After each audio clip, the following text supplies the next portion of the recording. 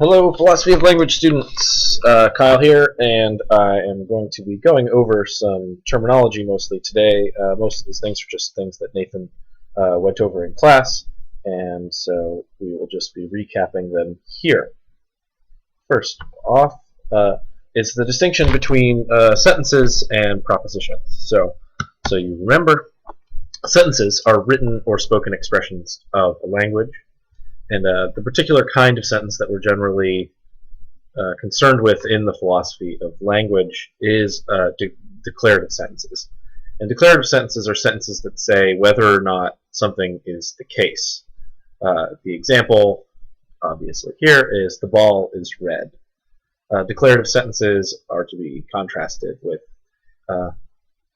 imperative sentences or interrogative sentences. So an imperative sentence would be a command, like shut the door, and an interrogative would be any kind of question.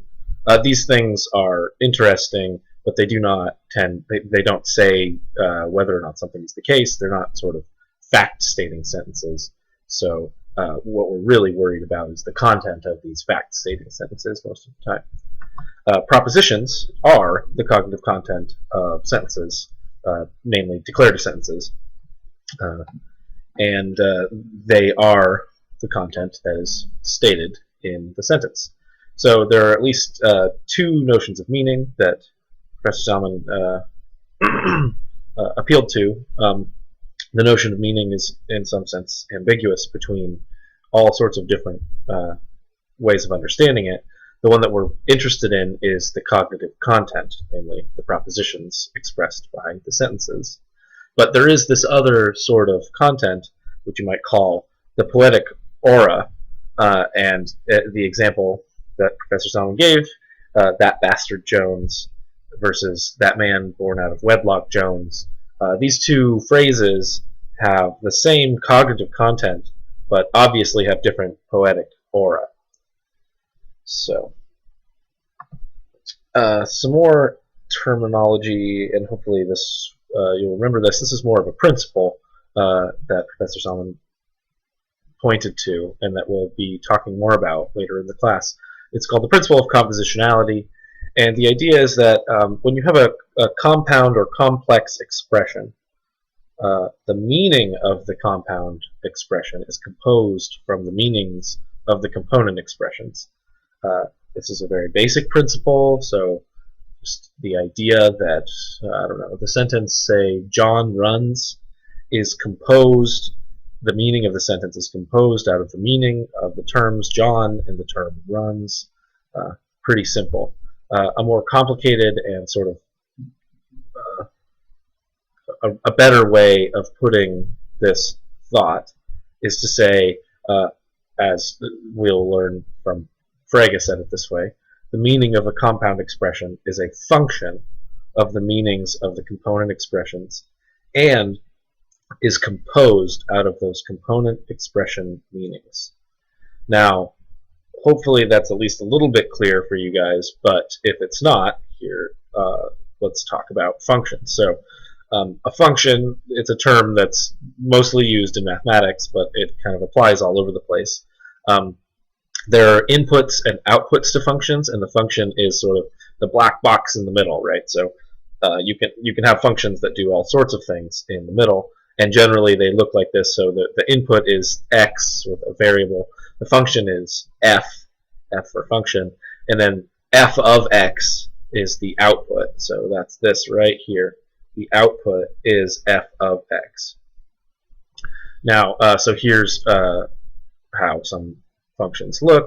A function x plus 3 equals y, that's a expression. The function here is x plus 3, right? So whatever you fill in for x, add 3 to it, and then that gives you y, and y is this f of x, right? So the answer to the function, the output of the function is y. Well, the output is this f of x as well. Features of functions that you probably want to know if you don't remember them. When you have a function, what makes it a function is that for every input you give it, there's only one output. This is what makes a function determinate. A determinate function is a function that if you give it any input, there's only one output that it gives. So think about it this way.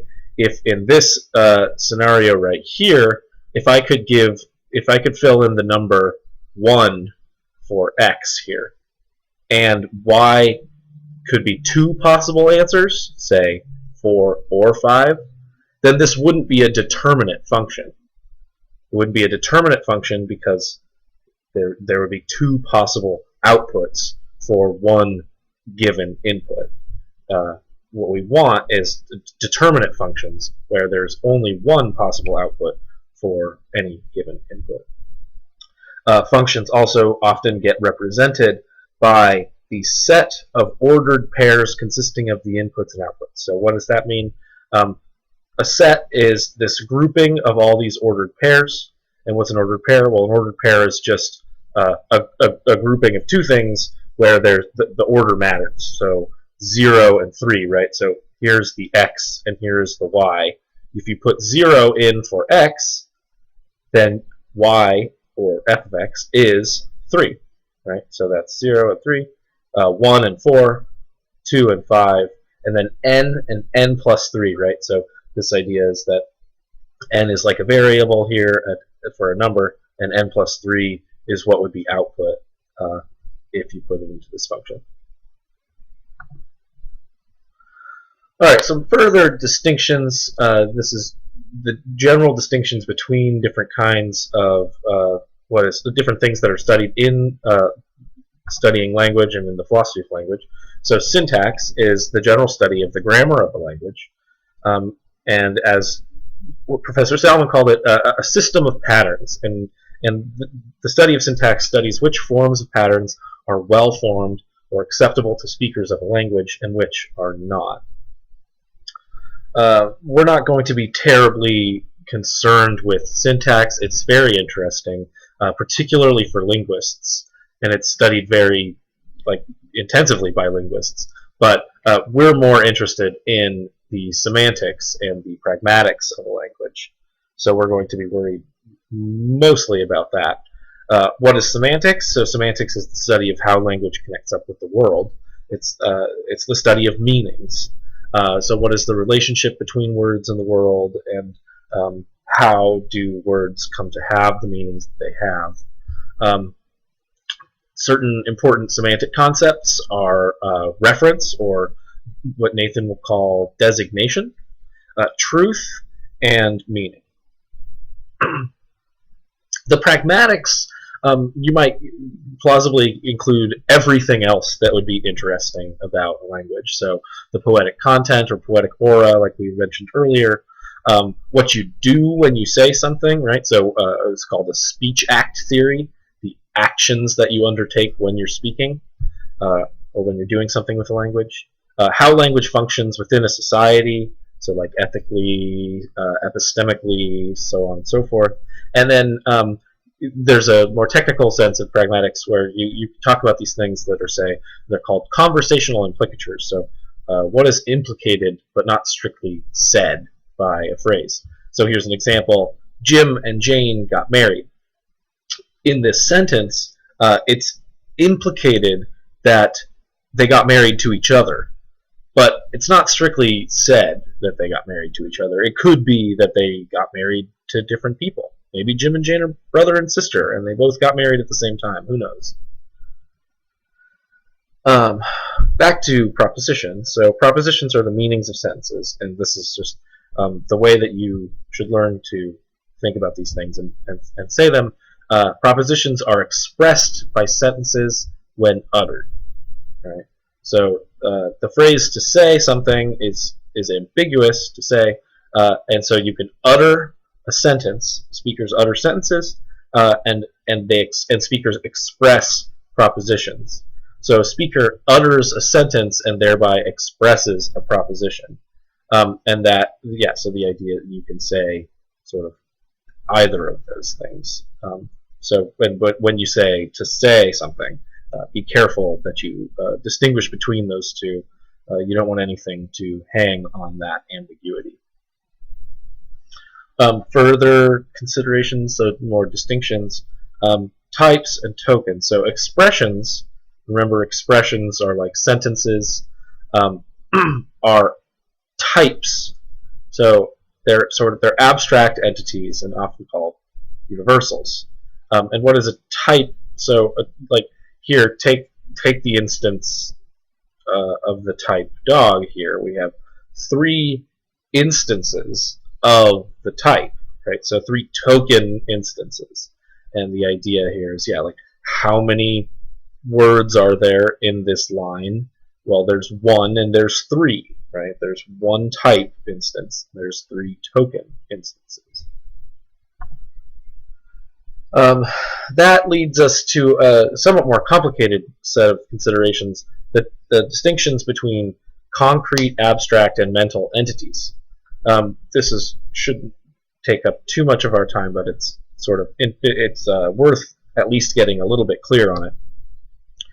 So there are concrete entities, and those are the easiest to sort of countenance. Everybody sort of thinks, yeah, they're concrete entities. They're just the physical stuff that makes up the world, right? They're made up of matter, they're located in space and time, they have physical properties, and they're studied by the physical sciences. But there are more complicated or interesting entities that we tend to countenance, called abstract entities, right? And these things are not physical. They are public in some sense, right? So they can be grasped by multiple individuals. That is, 2 people can think about the same abstract entity. But these things aren't in space and time, and they aren't mind-dependent, right? So they're mind-independent, meaning that they don't depend for their existence on us. They would still sort of be here or be thinkable if there were never any human beings or any cognizers of any sort. So examples of these entities are numbers, propositions, and universals, and these things are often studied by mathematics and philosophy. And that brings us to the final grouping, and these are not strictly, they don't rule each other out. They're not strictly mutually exclusive. And this is mental entities, right? So mental entities are token, non-repeatable mental occurrences. They are private sensation or private things like experiences, pains, impressions, sensations, perceptions, and Nathan called them ideas, and certain philosophers used that term in the modern period to usually mean something along the lines of impressions.